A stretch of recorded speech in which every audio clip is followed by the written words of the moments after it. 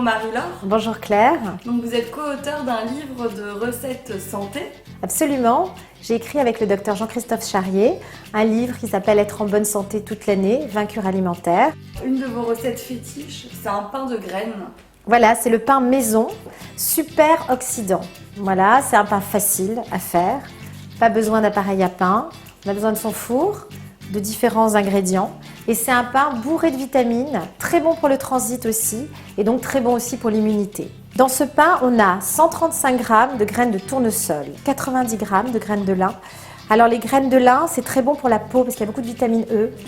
Ensuite, on va utiliser du chia, qui vient d'Amérique centrale, qui était utilisé par les Aztèques et les Mayas, 65 g d'amandes ou de noisettes, 4 cuillères à soupe de poudre de psyllium, c'est une plante médicinale qu'on prend pour le transit. Ensuite, on va rajouter des flocons d'avoine. On va mettre 145 g de flocons d'avoine. Il faut 3 cuillères à soupe d'huile de coco, 1 cuillère à café de sirop d'érable et 350 ml d'eau. Alors en termes de prix, on peut se dire que c'est un peu cher quand même, c'est un investissement toutes ces graines.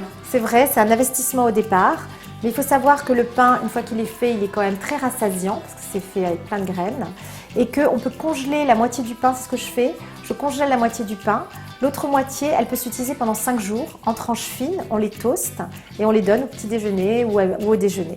On allume son four à 175 degrés. Je vais mettre 3 cuillères à soupe d'huile de coco. On va mettre 350 ml d'eau et maintenant je vais m'occuper de mélanger mes graines.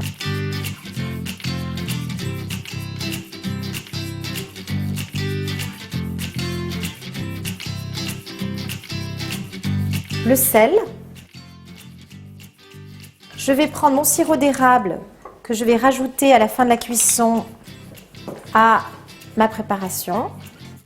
Je vais verser doucement le liquide tout en ne cessant pas de mélanger avec les graines pour que ça fasse une pâte qui n'est ni trop épaisse, ni trop liquide, mais que ça absorbe bien, que ça hydrate bien mes graines.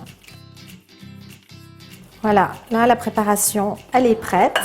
Donc j'utilise un plat en silicone. Si jamais vous voyez que c'est trop épais, il faut rajouter un peu d'eau. Alors on va le mettre au four pendant 20 minutes dans son moule.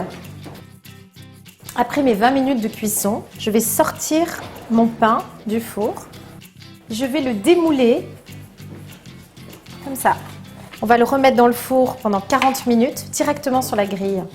Et toujours à 175 degrés pendant 40 minutes.